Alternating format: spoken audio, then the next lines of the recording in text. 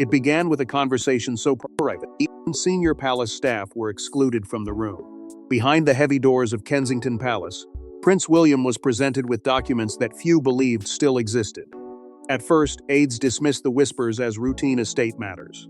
But when William emerged looking grim and unusually determined, insiders sensed something had shifted. And at the center of it all stood Queen Camilla, and a diamond tiara tied to Queen Mary herself. Before we go deeper into what this really means for the royal family, make sure to subscribe so you don't miss a single update.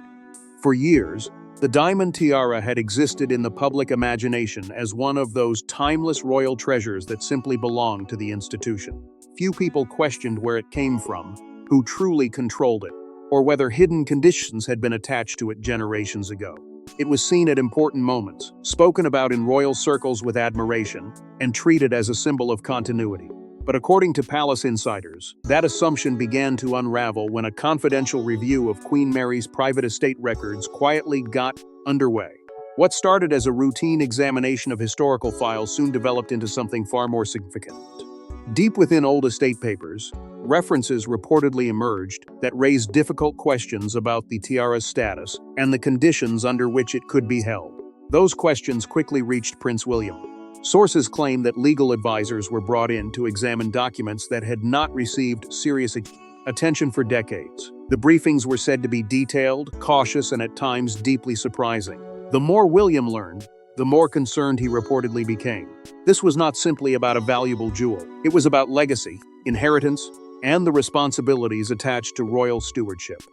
According to whispers circulating through palace corridors, certain provisions linked to Queen Mary's wishes suggested that the tiara carried restrictions that extended beyond personal preference or family convenience. If those interpretations proved correct, the implications would be enormous. Soon, staff members began noticing unusual activity among royal legal teams. Meetings were scheduled with little explanation.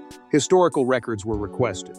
Advisors moved quietly between royal residences. Nobody was speaking publicly, yet the atmosphere inside palace circles reportedly became increasingly tense. The silence itself seemed to tell a story. And then came the rumors that Queen Camilla had become aware that questions were being raised about the tiara's position. If true, it would have marked the moment this quiet legal review transformed into something far more personal. The jewel was no longer merely an heirloom. It had become the center of a growing struggle over authority, tradition, and interpretation. As whispers spread among royal observers and speculation intensified. Some believed the issue would be resolved discreetly behind closed doors. Others feared that a direct confrontation was becoming unavoidable. Whatever the truth, one thing appeared increasingly clear. Powerful forces within the monarchy were now examining a piece of royal history that many assumed had already been settled. And with every new question came the possibility that an even bigger revelation was waiting just beneath the surface. But the tiara was never just another royal jewel. It carried a history so powerful that its true ownership could reshape the balance of authority inside the monarchy. Long before Queen Camilla entered royal life, long before the modern monarchy faced its current challenges, Queen Mary had already made plans for the future of her most treasured possessions. Among them was a diamond tiara whose story stretched across generations, and whose fate may have been decided decades before today's crisis began. As whispers about the disputed tiara spread through royal circles, attention naturally turned backward. The deeper investigators looked, the more they found themselves drawn into a story that began many decades before the current generation of royals ever imagined facing such a controversy. This was not merely the tale of a valuable jewel, it was the story of legacy itself. Queen Mary had built a reputation for preserving royal treasures with extraordinary care, understanding that every artifact carried meaning beyond its appearance. To her, these possessions were not simply personal belongings. They were links connecting one generation to the next, silent witnesses to triumphs, crises, celebrations, and sacrifice. Among the countless treasures associated with her collection, the diamond tiara occupied a unique place. Over time, it became one of the most recognized symbols within royal holdings, admired not only for its beauty but also for what it represented. It appeared repeatedly throughout significant periods of royal history, becoming woven into the identity of the monarchy itself. As decades passed, many assumed its future had already been settled. The tiara seemed destined to remain exactly where it had always been, within the royal sphere, protected by tradition and carried forward through established custom. Yet tradition and ownership are not always the same thing. That distinction would soon become the heart of the growing dispute. According to those examining the historical records, Queen Mary understood the difference better than anyone. Certain assets belonged directly to the crown, tied permanently to the institution and its responsibilities. Others remained part of private estates, governed by separate arrangements and inheritance structures. The difference may have seemed technical on paper, but in reality it carried enormous consequences. A jewel connected to crown property followed one path. A jewel governed by private estate conditions could follow another entirely. This is where the mystery deepened. As legal advisors and historians continued examining archive materials, references allegedly surfaced, suggesting that special inheritance conditions had been attached to the tiara long ago.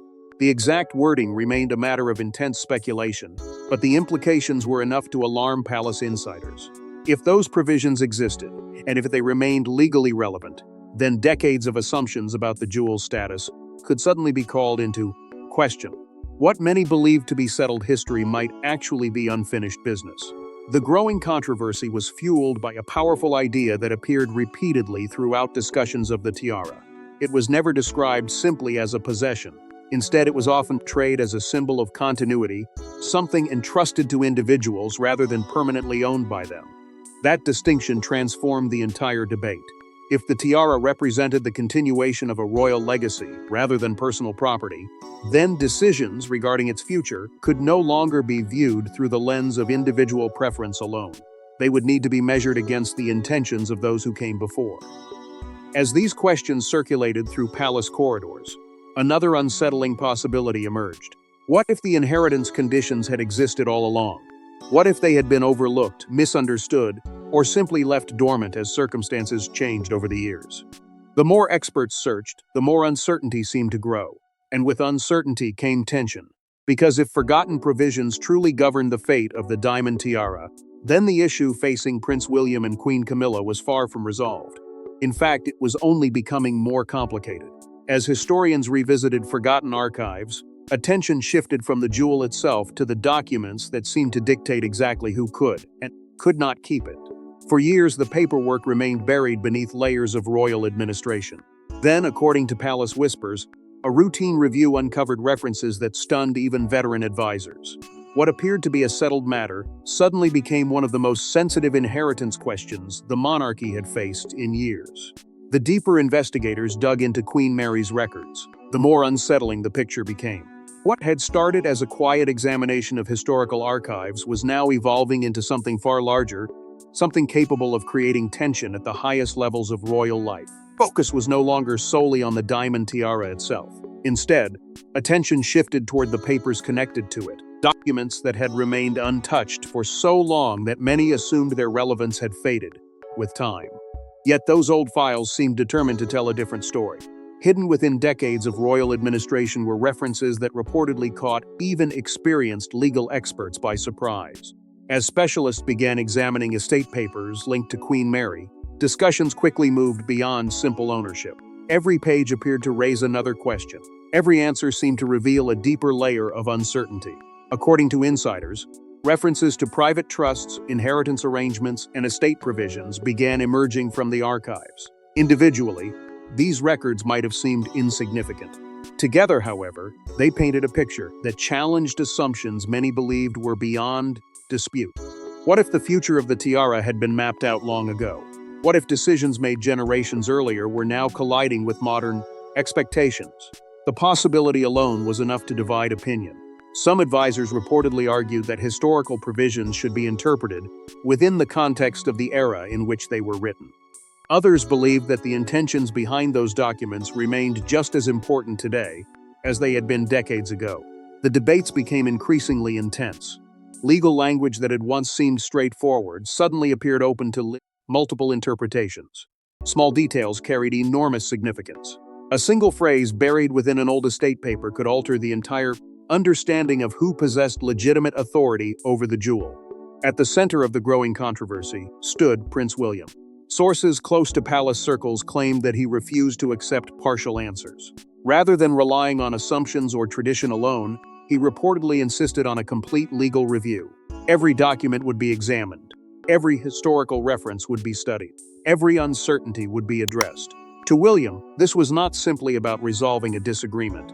It was about protecting the integrity of a royal legacy that stretched far beyond any one individual.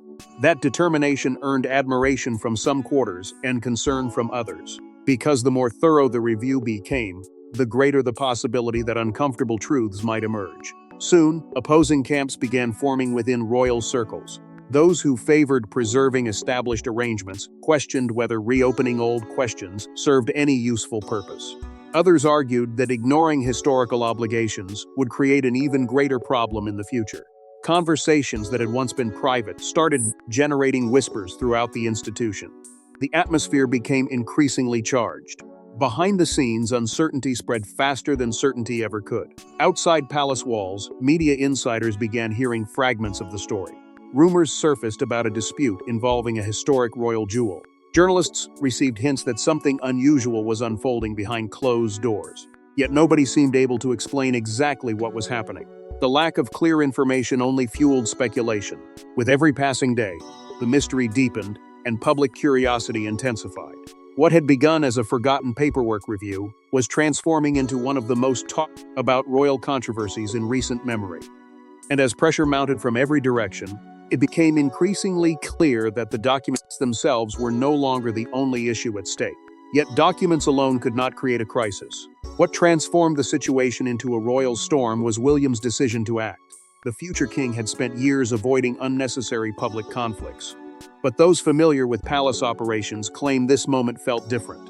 If the documents were correct, William believed he had a responsibility that extended beyond family relationships. To him, the issue was no longer personal, it was institutional. The discovery of the old records had already unsettled royal circles, but what happened next transformed quiet concern into something far more serious. For weeks, discussions had centered on interpretations, possibilities, and unanswered questions. Now, according to palace insiders, Prince William was moving beyond questions and toward action.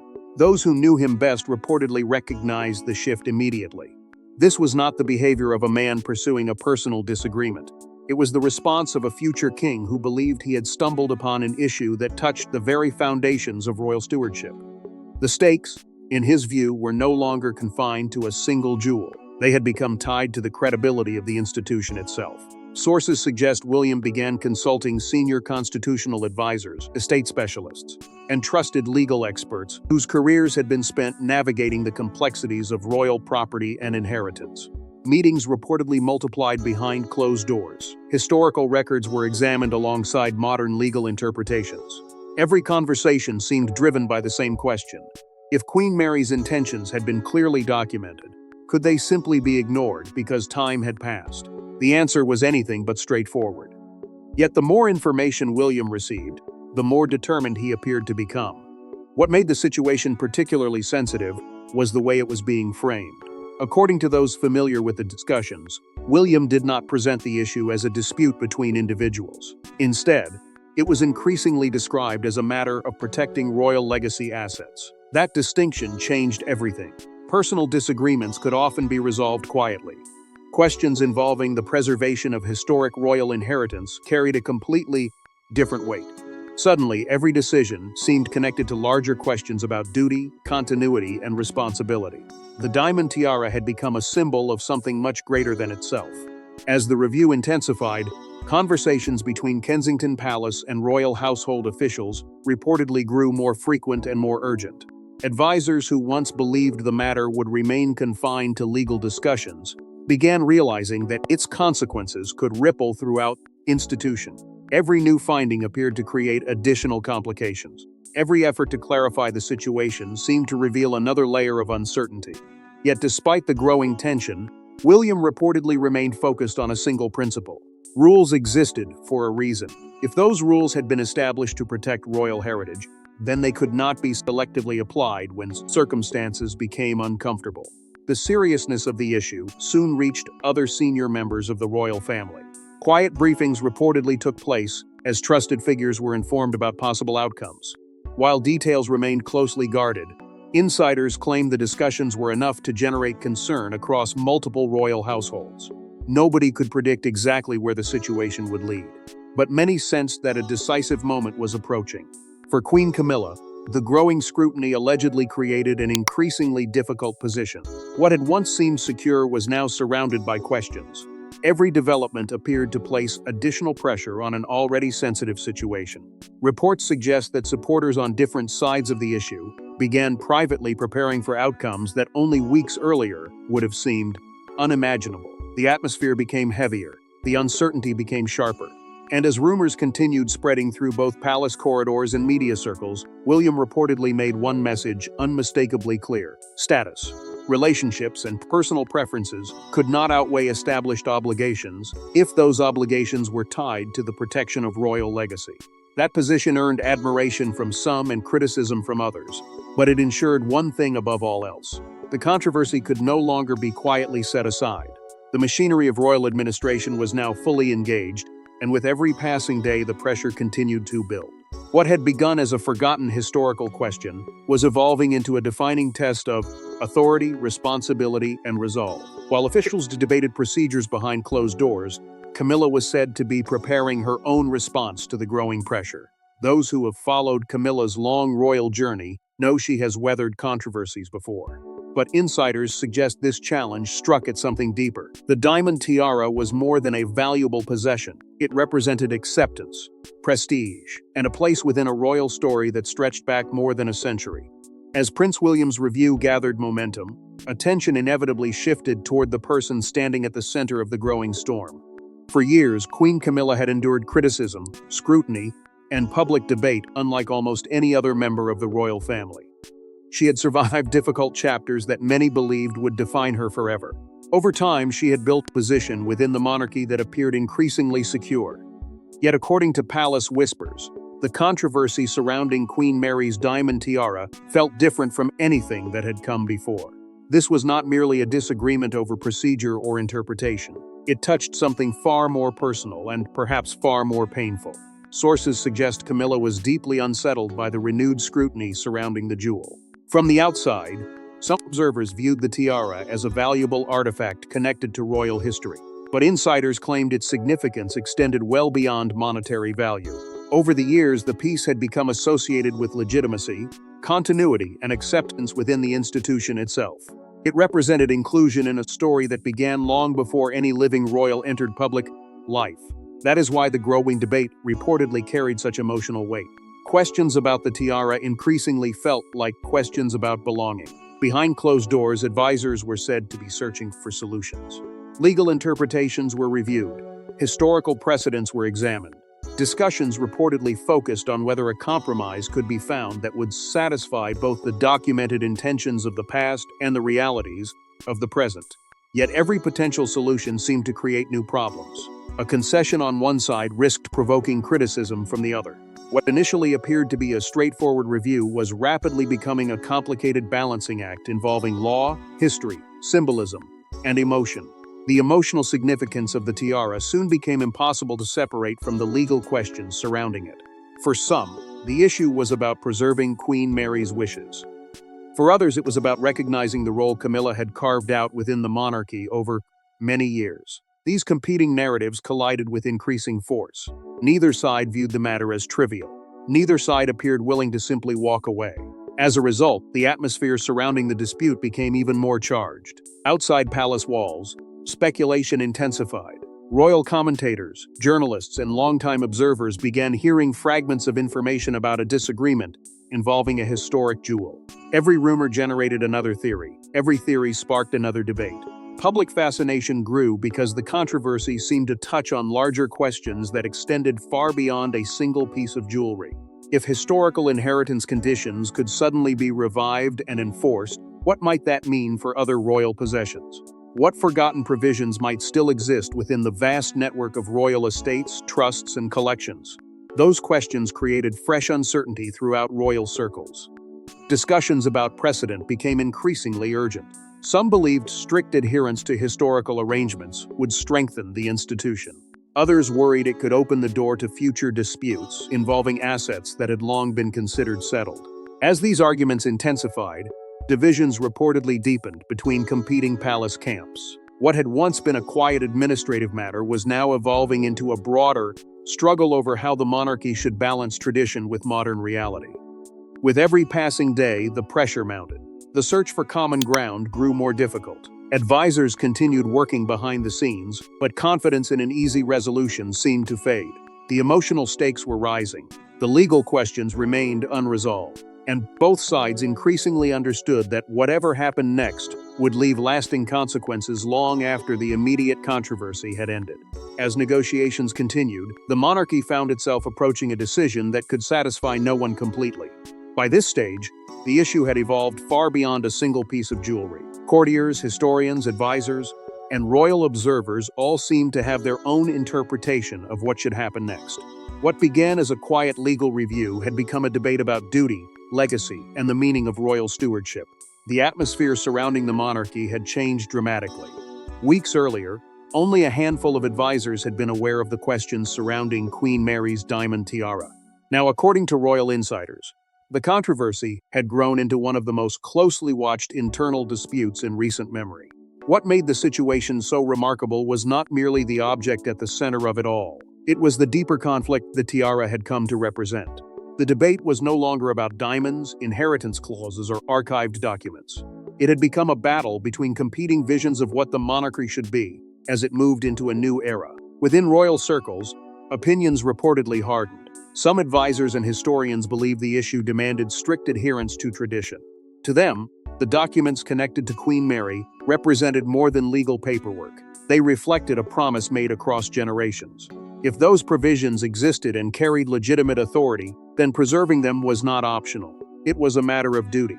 Supporters of William increasingly framed the controversy in those terms. They argued that safeguarding royal legacy required consistency, even when the outcome proved uncomfortable. In their view, institutions survived because rules remained stronger than individual preferences. Yet not everyone shared that perspective. Others reportedly argued that circumstances evolve, people change, and the monarchy itself must adapt to modern realities. They questioned whether historical arrangements created in a different era should automatically dictate decisions today. For this group, flexibility represented strength rather than weakness. They believed the institution's survival depended on its ability to balance respect for tradition with the practical demands of contemporary royal life. What made the disagreement particularly intense was that both sides claimed to be defending the monarchy. Both believed they were acting in its best interests. That reality made compromise increasingly difficult. As discussions intensified, broader concerns began emerging. Questions about transparency surfaced with growing frequency. If significant inheritance provisions could remain hidden for decades, how many other unresolved issues might still exist within royal archives? If historical documents could suddenly reshape present-day decisions, what did that mean for the future management of royal assets? These questions expanded the controversy beyond the immediate dispute. Observers began viewing the tiara as a symbol of larger uncertainties facing the institution during a period of transition. The timing only amplified the tension. The monarchy was already navigating a succession era filled with expectation, change, and scrutiny. Every decision carried heightened significance. Every disagreement appeared connected to broader questions about leadership and the future direction of the crown. As a result, the dispute surrounding the tiara increasingly became a reflection of those wider anxieties. What some saw as a legal disagreement, others viewed as a test of authority. What began as a debate about inheritance evolved into a conversation about stewardship, continuity, and the responsibilities that accompany power. Outside palace walls, speculation reached new levels. Commentators offered competing theories. Royal watchers dissected every rumor. Media attention intensified as public curiosity grew. Yet despite the growing noise, no clear resolution emerged. The longer the uncertainty continued, the greater the pressure became. Advisors reportedly understood that delay was no longer reducing tension. It was increasing it. Every day without a decision seemed to deepen divisions and fuel further speculation. By now, many within royal circles sensed the same thing. The controversy had reached a point where avoiding a conclusion was no longer possible. Too many questions had been raised. Too many expectations had been created. Too much political, emotional, and symbolic weight had become attached to the outcome. The institution could not remain suspended between competing interpretations forever. One way or another, a choice would have to be made, and when that moment arrived, somebody would inevitably leave disappointed. Eventually, after weeks of uncertainty, The moment arrived when a final decision could no longer be postponed. Then came the development that sent shockwaves through royal watchers. According to persistent reports, arrangements were made for the diamond tiara to be transferred back under the authority specified by Queen Mary's estate framework. The move was quiet, discreet, and carefully managed, but its significance was impossible to ignore. After weeks of mounting tension, endless speculation, and increasingly intense debate, the controversy finally entered a new phase. What had existed for so long as a question suddenly appeared to be becoming an answer. According to sources familiar with the matter, formal estate procedures were quietly activated behind palace walls.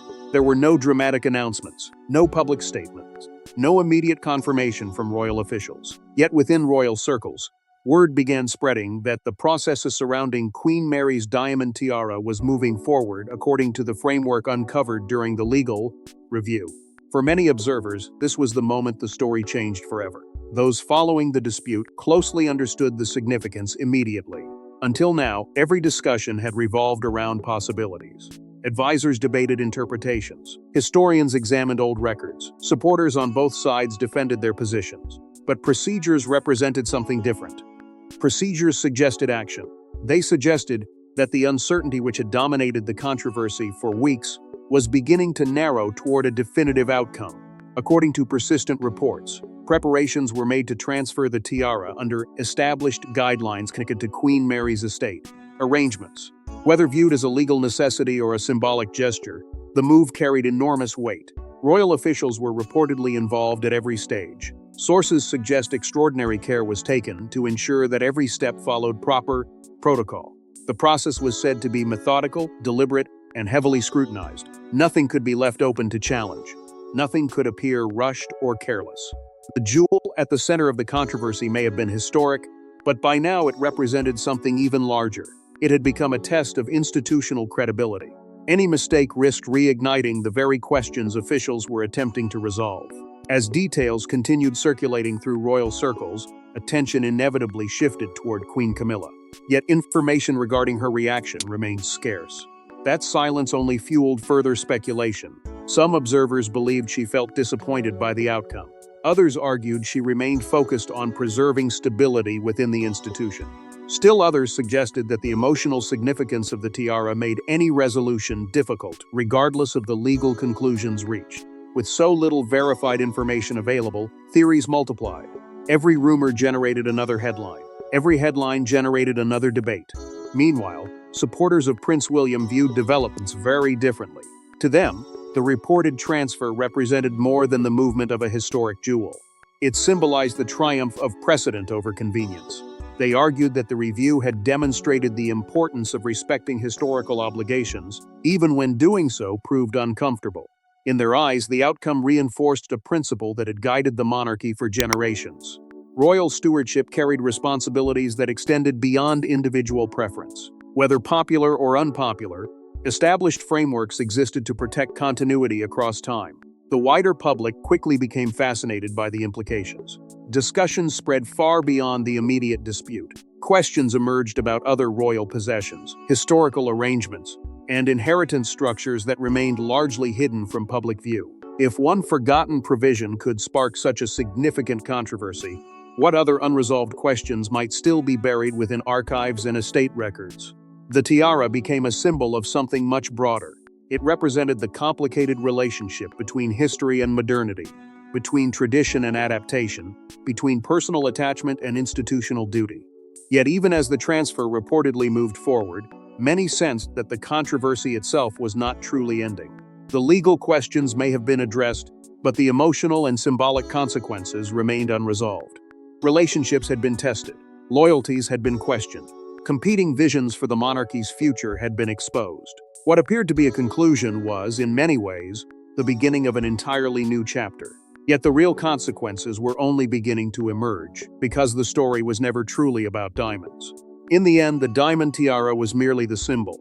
The deeper story was about the enduring power of royal legacy, the weight of promises made generations ago, and the responsibility carried by those who inherit them. What happened behind palace walls may be remembered not for the jewel itself, but for what it revealed about the future of the monarchy.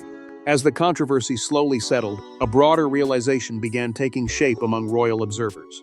The story had never truly belonged to the diamond tiara. The jewel may have captured headlines and fueled speculation, but it was only the visible piece of a much larger puzzle. Beneath every legal review, every debate, and every whispered conversation lay a question that has followed the monarchy for centuries. Who carries the responsibility of protecting the institution when personal interests and historical obligations collide? That question transformed an inheritance dispute into something far more significant. It became a reflection of how the monarchy sees itself during a period of profound change. Many who studied the events closely found themselves returning to Queen Mary. Decades after her lifetime, her influence appeared to remain remarkably powerful. Through careful planning and deliberate stewardship, she had treated royal assets not as personal trophies, but as symbols of continuity. The decisions she made were designed to outlive her. They were intended to guide future generations long after she was gone. Whether every detail of her vision was interpreted correctly may remain a matter of debate, but few could deny the lasting impact of her foresight. In many ways, the controversy demonstrated exactly what she had hoped to achieve. Her intentions were still shaping conversations decades later. For Prince William, the outcome represented a defining moment. Throughout the dispute, he was repeatedly portrayed as someone attempting to balance family relationships with institutional responsibility. That balance was never easy. Every decision carried emotional consequences. Every step forward risked creating new tensions. Yet supporters argued that his actions reflected a commitment to preserving continuity at a time when the monarchy faces unprecedented scrutiny. To them, this was not about winning an argument. It was about ensuring that the principles underpinning royal stewardship remained stronger than short-term pressures. At the same time, the story highlighted the difficult position occupied by Queen Camilla. Regardless of where opinions fell, many observers acknowledged the personal complexities surrounding the controversy. She stood at the intersection of history, expectation, and public judgment. The emotional significance attached to the tiara ensured that any outcome would carry disappointment for someone. In that sense, the dispute revealed how challenging life within the monarchy can become when personal identity and institutional obligation collide. Perhaps the most enduring lesson lies in the importance of historical promises. Institutions survive not simply because of tradition, but because successive generations choose to honor responsibilities inherited from the past. That principle has guided monarchies, governments, and families throughout history. The controversy surrounding the tiara served as a reminder that documents, trusts, and agreements often carry meaning far beyond the moment they are written. They become bridges between generations, connecting decisions made long ago with consequences felt many years later. Now, as the monarchy continues navigating a succession era filled with uncertainty and transformation, the story leaves behind important questions. The legal review may have concluded, the immediate controversy may have faded, yet the issues it exposed remain relevant. Hidden within archives, estate papers, and forgotten records may be other provisions waiting to resurface, other promises waiting to be rediscovered, other decisions from the past that could shape the future in ways nobody currently expects. Because if one forgotten document could bring a diamond tiara back into the spotlight, many are now wondering what other royal secrets remain hidden in the archives, waiting for the moment they change everything. Thanks for watching. Please don't forget to like and subscribe, and we'll see you in next one.